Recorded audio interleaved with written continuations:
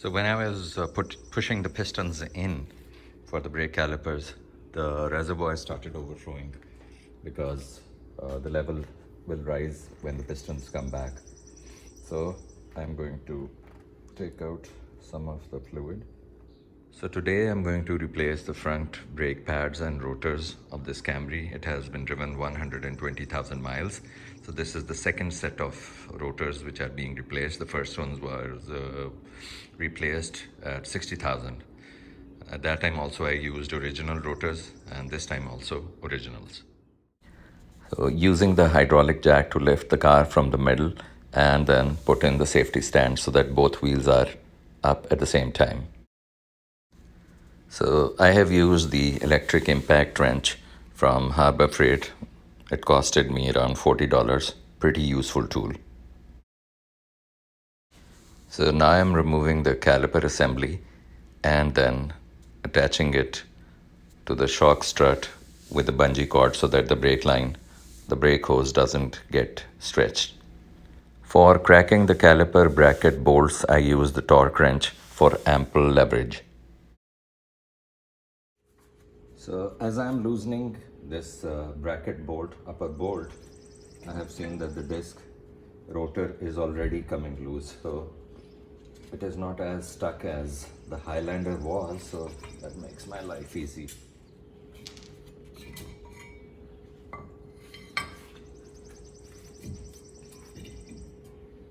So the rotor is already loose, very easy to take it off. Here it goes. This is how the rotor is looking after 60,000 miles. This is also original rotor. So these guide pins, the sliding pins, are quite stuck, so I need to clean them and grease them. So let's see how they look.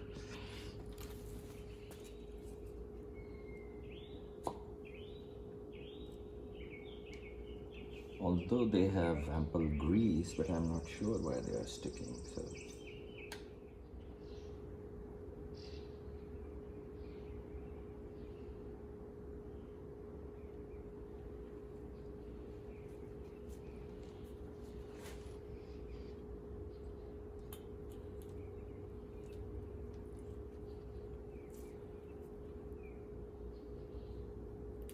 Much better. A little bit of grease here, a little bit here.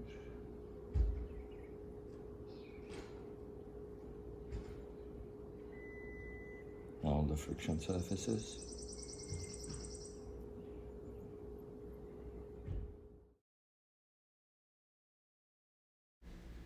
So here I am installing the backing plate and wear indicator after removing from the old pads to the new ones. So all of this grease and grime has been removed from the new rotors. Before installing the pads, make sure you do this. So here I am doing the installation. The important thing is that the caliper assembly and putting in the spacer springs, that needs to be carefully done, otherwise it's a hassle and it causes a lot of to and fro. Rest of it is easy.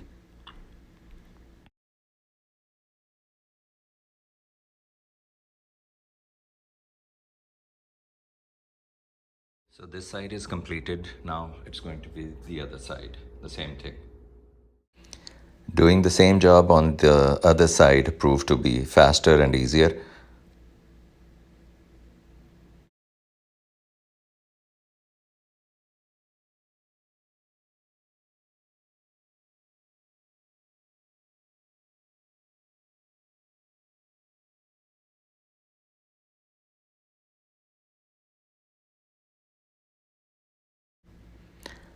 Putting in the spacer springs on this side proved to be a challenge.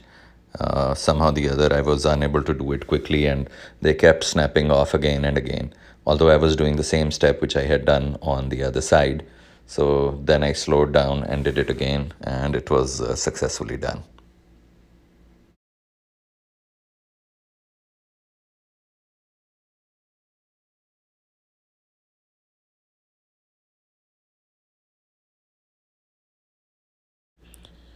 When I was pushing the pistons back in, the fluid level in the reservoir started rising and overflowing. So now I have to take out some of the brake fluid. I have this old syringe and bring the level down to max.